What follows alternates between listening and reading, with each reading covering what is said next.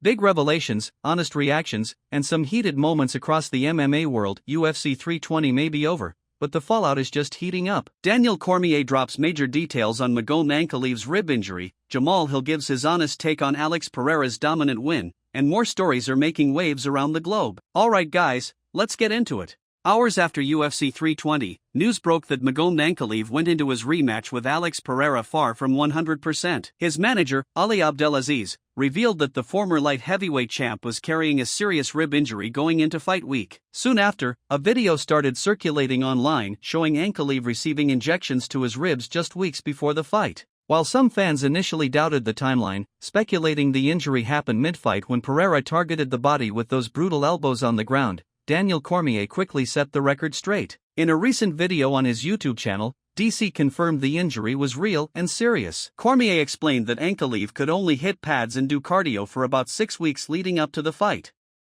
His team even urged him to pull out, but the Dagestani fighter refused. He wanted to secure that second win over Pereira and cement his legacy. DC said, "This is not a lie and this is not an excuse. I saw the footage myself. He wasn't 100%, but even at 120%, Pereira's performance that night was something else." Meanwhile, over at UFC Rio Media Workouts, Mateusz Gamrot had a memorable moment. As he stepped in to face the Brazilian crowd ahead of his fight with Charles Oliveira, he was greeted with the infamous chant, "Vai morrer," meaning "you're going to die." Instead of getting rattled, Gamrot embraced the atmosphere with a smile, soaking in the intensity of fighting on enemy territory. It's the kind of energy that makes UFC Rio special. Speaking of Oliveira, the former lightweight king is once again aiming big. At Media Day, Bronx made it clear he wants a super fight with Conor McGregor on a card aligned with Donald Trump's birthday. Casa Branca, sonho ainda? Você pensa em lutar nela? Acho que quando a gente fala sobre legado, acho que isso vai ser algo gigante. Por que não fazer uma grande luta lá? Então, se o UFC precisar de mim, eu vou estar pronto. E uma luta que você desejaria fazer na Casa Branca? Essa eu não gosto nem de falar. Né? Todo mundo sabe qual que seria a luta lá. Charles Oliveira e Conor McGregor, essa seria a luta do dinheiro. Even with his next assignment coming up this weekend, Oliveira hasn't taken his eyes off that golden payday. A fight with McGregor in 2025 would be nothing short of massive. Back in Las Vegas, another interesting storyline developed. Carlos Ulberg, fresh off his knockout of Dominic Reyes, had some thoughts about Jiri Prochazka's behavior at UFC 320. Prochazka's emotional reaction to Pereira's knockout went viral, but according to Ulberg, it was his positioning during the fighter's walkouts that raised eyebrows. Yeah, I mean, he come in, he walked in and after his fight, and as he should, and after a great win. If he hadn't, then, you know, you look at him like, what are you doing here? But he walked in after such a good win, and he was, which was quite weird enough, as he is, but that's all good, is he stood right in front, pretty much blocking a lot of us, and as the main event were walking out, he was just there kind of standing in front of them instead of standing in front of them as they were walking out, which I thought was, you know, let the boys do their thing and kind of sit back and you know, let them focus on what they need to.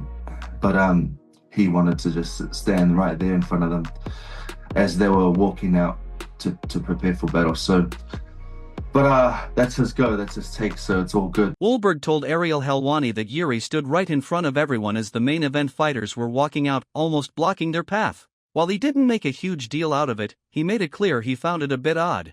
Over in the bantamweight division, Merab Dvalishvili's camp is heating up. His sparring partner, Sean Mora, released intense footage from Merab's preparations for UFC 320.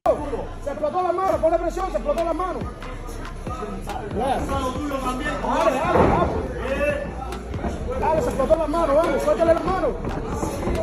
No deje que se separe para que no use las patadas. ¿Viste? No deje que se separe. ¡Usa lo tuyo! Vamos. Ahí, cojones, no deje que se separe. El cuerpo también. Al cuerpo también. Gancho al cuerpo.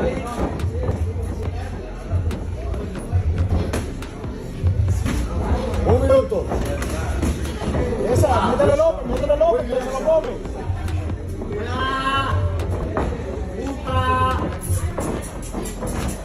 Va a tirar la correcta, se va a virar, ahí, salta ahí.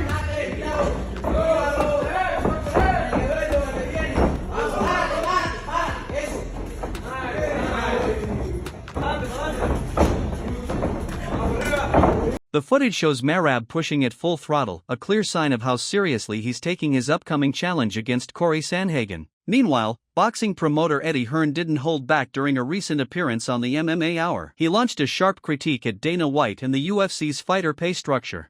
What time does the UFC fighter go, hang on a minute, how much money is in the pot? You kind of need me, don't you? I mean, I'm the talent. Without me, do you even have a show? Yeah, maybe you can put someone else on. But I've just sold this arena out. I'm just racking you up 400,000 or 500,000 pay-per-view buys. I'd like to actually see, that's when we get a fighter of that size and magnitude, like Anthony Joshua, we'll go, you own the show. So you imagine you said to a star in the UFC, right, it's your show and we're going to have open book and you're going to take 80% of the profit of the show and we take 20%. Imagine how much the UFC fighters would be making 5, 6, 7 times more than they're making at the moment. And this conversation probably isn't making me that popular, but that's the truth of the situation. The UFC guys are fighting without any understanding of how much revenue's in the pot. And these guys don't care because, and by the way, it's their business. They can do what they want. If they can get away with that model, good luck to them. But in that model where it's a league or it's a contender series and the guys are getting 50 if you win this fight and 100 and then 200, it's peanuts. How much are they getting from Paramount?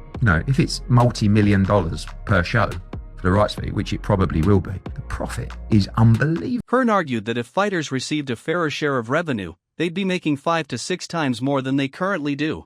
And finally, Jamahal Hill, Pereira's former rival and one of the top names in the light heavyweight division, has shared his reaction to Pereira's stunning KO win over Ankalaev at UFC 320.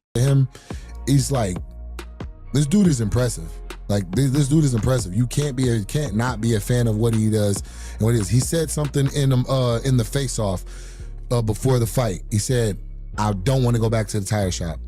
Like, anybody that came from nothing, that grinded to get to this point, they feel that. They feel that. They feel that they don't want to go back to that struggle or where they were whenever they were dreaming of being where they are. So yeah, man. Yeah, man, it's definitely, you can definitely draw inspiration from that.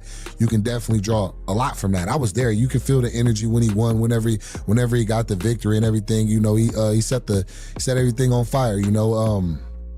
And yeah, that's a good thing. Shout out to him, keeping the division alive, keeping it exciting. Having the biggest star in the sport right now in your division, it does nothing but motivate you. You know what I mean? You can see it.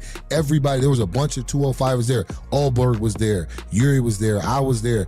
Khalil fought. He was there. Like the guys that were there that weren't fighting.